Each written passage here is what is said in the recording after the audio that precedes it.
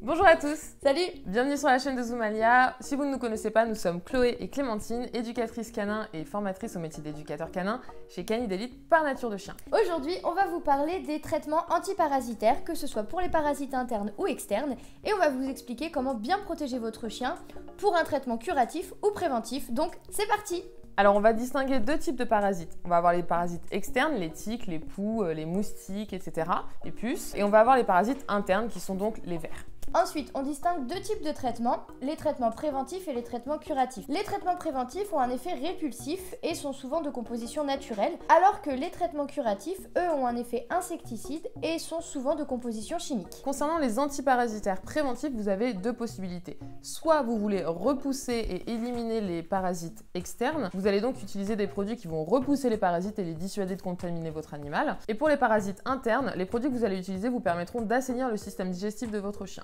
Alors quand utiliser les traitements préventifs, eh bien lors des saisons les plus calmes, donc notamment en hiver pour les parasites externes, tout simplement parce que il y a moins de parasites et donc on peut vraiment avoir un effet préventif pour ne pas que votre animal soit contaminé. Donc évidemment, si votre animal est contaminé, a des vers ou des parasites externes, là on va passer sur les traitements curatifs. Et justement, les traitements curatifs utilisent quant à eux l'effet puissant de molécules chimiques qui vont avoir pour intérêt d'éradiquer le parasite et ils auront également un effet très répulsif, donc pour éviter la recontamination par la suite. Et maintenant, on va passer aux différentes formes d'antiparasitaires. Et là, clairement, vous avez l'embarras du choix.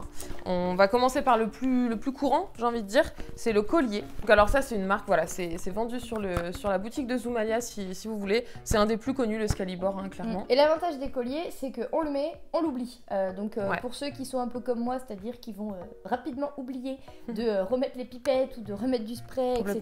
Pour le coup, le collier, c'est pas mal. Une fois que vous l'avez mis au cou de votre chien, eh bien l'effet antiparasitaire, il est immédiat. Par contre, pour les tiques, il faut compter 48 heures environ. Concernant l'efficacité du produit, eh bien, il va être efficace pendant environ 7 à 8 mois, donc ce qui est quand même suffisamment long pour être plutôt tranquille la moitié de l'année au moins. En revanche, il y a une petite précaution à prendre, notamment si votre chien a des problèmes cutanés. Il faut savoir que le collier peut avoir un effet plutôt indésirable pour vraiment les chiens les plus sensibles, sinon ça conviendra vraiment à une majorité de chiens. Voilà pour le collier, on passe maintenant aux pipettes. Donc c'est sous cette forme, on va l'ouvrir. Donc en général dans les boîtes de pipettes vous en avez 2 ou 3. Ça dure un petit peu moins longtemps que le collier forcément, c'est pour ça que vous en avez plusieurs, ça dure environ 1 mois une pipette. Donc voilà, ça se présente sous cette forme là, c'est unidose on appelle ça. Donc c'est sous forme liquide et ça se met en fait sur la peau du chien. À savoir que ce produit il sera efficace environ entre 24 heures et 48 heures après l'application. On vous montre tout de suite comment est-ce qu'on l'applique sur un de nos chiens. Comme vous pouvez le voir, l'application s'effectue généralement entre les omoplates ou en 4 points suivant la colonne vertébrale, du cou jusqu'à la base de la queue. Bien entendu, vous n'allez pas mettre n'importe quelle pipette à votre chien. Regardez bien sur les boîtes et de toute façon, votre pharmacien ou votre vétérinaire vous renseignera. Chaque pipette est valable pour un certain poids, pour une certaine tranche de poids. Faut faire attention, en effet. Donc les pipettes, tout comme le collier, c'est on va dire les méthodes, les formes d'antiparasitaires les plus courantes.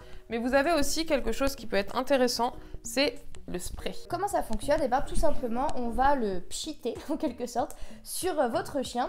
Et ce qui va être important après, c'est de le masser pour bien faire imprégner le produit et ensuite de brosser pour enlever les parasites s'il y en avait. À savoir que certains sprays ont l'avantage d'être 2 en 1, donc on peut l'utiliser pour votre animal et vous pouvez aussi le mettre dans le panier de votre chien ou dans ses lieux de couchage pour aussi assainir un petit peu sa zone. Par rapport au spray, l'un des avantages c'est qu'il en existe plusieurs et certains vont être vraiment très naturels, donc en traitement plutôt préventif pour le coup, c'est assez intéressant de les utiliser pour votre chien en l'occurrence. Un autre point, quand vous traitez votre chien avec un spray, il faut savoir que l'efficacité elle est également d'environ 1 mois.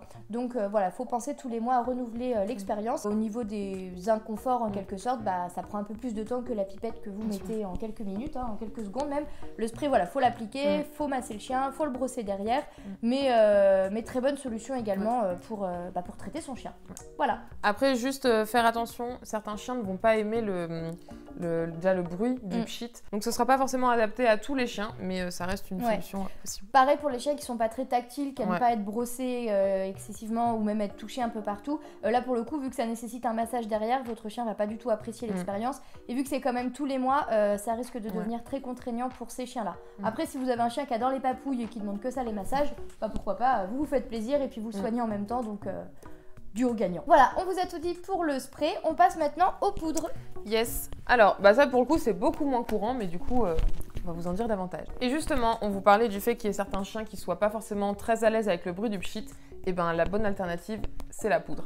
Alors, la poudre, c'est bien. Le seul inconvénient, si on pourrait dire que c'est un inconvénient, c'est qu'il faut le faire vraiment régulièrement, plusieurs fois par semaine. Et donc, il nous en manque un, c'est... Hop, le shampoing. Comment ça fonctionne? Tout simplement, vous allez amener votre chien chez toiletteur ou vous-même, si vous êtes savez motivé, faire, voilà, vous le lavez vous-même. Ce qui va remplacer le shampoing de base, ce sera le shampoing antiparasitaire. Donc clairement, l'inconvénient, c'est qu'il faut laver son chien. Alors après, ça dépend vraiment de votre animal. Si vous avez un petit chien, un gros chien, s'il a l'habitude d'être toiletté ou non. Alors moi, par exemple, ma chienne, c'est un berger allemand. Elle déteste aller chez le toiletteur. Je peux pas du tout la laver moi-même dans ma baignoire. Elle fait 35 kg et après pour la sécher, c'est un calvaire. J'ai pas de pulseur, etc. Dans mon cas, le shampoing, ce sera pas la bonne solution. Maintenant, si vous avez un chien plus petit gabarit ou un chien que vous amenez régulièrement chez le toiletteur, vous pouvez tout simplement, quand vous allez chez le toiletteur, lui laisser le shampoing et lui va laver votre chien avec le produit que vous lui aurez laissé. Quand l'utiliser concrètement, eh bien c'est vraiment si votre chien est infesté. Parce que là, on va vraiment être sur un effet curatif. C'est vraiment dans le cas où votre chien a des puces, il en a beaucoup, vous n'arrivez pas à vous en sortir, et là, ce sera un bain avec ce shampoing-là qu'on va recommander à ce moment-là. Alors évidemment, si votre chien a des tiques, par exemple, vous allez d'abord les enlever et ensuite le traiter. Et le shampoing ne se suffira pas à lui-même, c'est-à-dire que ça va être en association avec un autre produit qu'on vous a présenté juste avant, donc le collier, la pipette, etc. Voilà, le shampoing, ça a vraiment un effet ponctuel pour éradiquer tous les parasites qu'on va avoir sur l'animal à un moment donné. Et pour finir, le traitement secondaire que vous donnerez à votre chien, donc pipette, collier, etc., il sera appliqué 24 heures après le shampoing. Donc là, on vous a présenté tous les antiparasitaires pour les parasites externes. Pour les parasites internes, c'est plutôt sous forme de comprimés ou de sirop. Une autre petite chose, il faut savoir que si votre chien a été infecté par les puces, c'est aussi tout votre habitat qu'il va falloir assainir. Et oui, parce qu'en fait, les puces, une puce peut pondre jusqu'à 100 œufs par jour. J'ai tellement peur. Ouais, clairement... l'invasion quoi. Ces petits œufs ils vont éclore, ça va devenir des puces adultes et puis ils vont réinfecter votre chien. Donc il faut bien sûr traiter votre chien, mais derrière si vous n'assainissez pas votre maison, c'est un cercle vicieux et vous n'allez jamais vous en sortir. Donc pour assainir la maison, déjà il y a une chose importante, c'est tout ce qui va être les couches du chien, le panier, s'il aime dormir sur le tapis du salon, etc. Tout ça il faut le laver en machine, il faut le nettoyer concrètement.